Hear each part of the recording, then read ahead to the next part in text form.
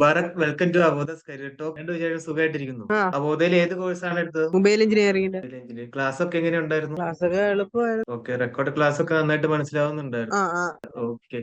ഇപ്പൊ എന്താ ചെയ്യുന്നത്? കറന്റ് ഇപ്പൊ എന്താ ചെയ്യുന്നത്? ഇപ്പം ക്ലിയർ അല്ലേ? ട്രെയിനിങ്ങിന് വന്നേക്കുക.